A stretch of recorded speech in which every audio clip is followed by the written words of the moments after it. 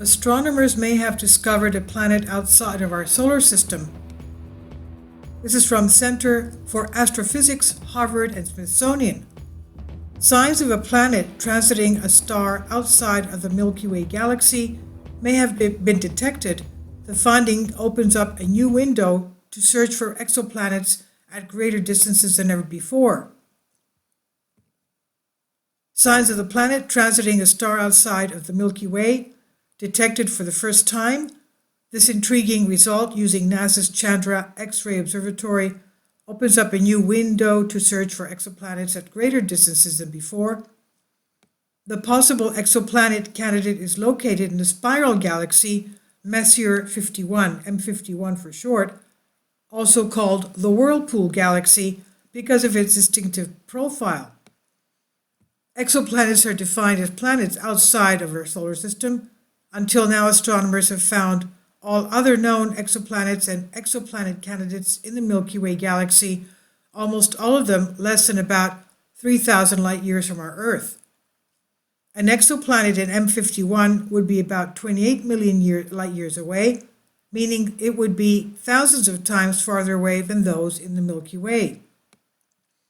We're trying to open up a whole new arena for finding other worlds by searching for planet candidates at X-ray wavelengths, a strategy that makes it possible to discover them in other galaxies. This is what Roseanne DiStefano of the Center of Astrophysics, Harvard and Smithsonian in Cambridge, Massachusetts said, the leader of the study, which was published in Nature Astronomy.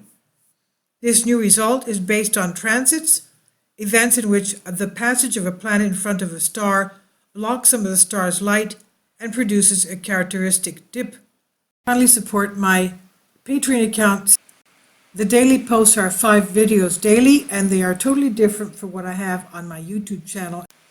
Thank you so much for your support and that you find all my content so interesting. You'll find the Patreon account details in the description box.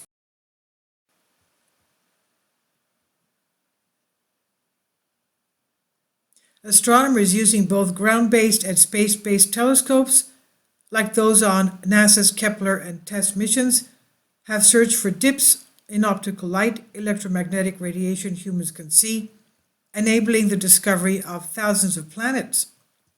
DiStefano and colleagues have instead searched for dips in the brightness of X-rays received from X-ray bright binaries. These luminous systems typically contain a neutron star or black hole pulling in gas from a closely orbiting companion star. The material near the neutron star or black hole becomes superheated and glows in X-rays. And because the region producing bright X-rays is small, a planet passing in front of it could block most of it or all of the X-rays, making the transit easier to spot because the X-rays can completely disappear. This could allow exoplanets to be detected at much greater distances than current optical light transit studies, which must be able to detect tiny decreases in light because a planet only blocks a tiny fraction of the star. The team used this method to detect the exoplanet candidate in a binary system called M51ULS1, located in the M51, and this binary system contains a black hole or neutron star orbiting a companion star with a mass of about 20 times that of the Sun. The X-ray transit they found using Chandra data lasted about 3 hours, during which the X-ray emission decreased to 0. Based on this and other information, the researchers estimate the exoplanet candidate in M51ULS1 would be roughly the size of Saturn and orbit the neutron star or black hole at about twice the distance of Saturn from the Sun. While this is a tantalizing study, more data would be needed to verify the interpretation as an extragalactic exoplanet. One challenge is that the planet's candidate large orbit means it would not cross in front of its binary partner again for another 70 years, thwarting any attempts for a confirming observation for decades to come. Unfortunately, to confirm that we're seeing a planet, we'd likely have to wait decades to see another transit, said co-author Nia Imara of the University of California, Santa Cruz. And because of the uncertainties about how long it takes to orbit we would not know exactly when to look. Can the dimming have been caused by a cloud of gas and dust passing in front of the X-ray source?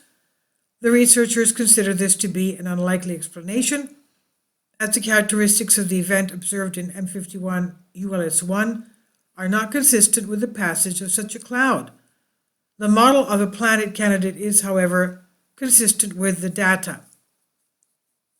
We know we're making an exciting and bold claim, so we expect that other astronomers will look at it very carefully, said co-author Julia Bernson of Princeton University, New Jersey, saying, "We think we have a strong argument, and this process is how science works.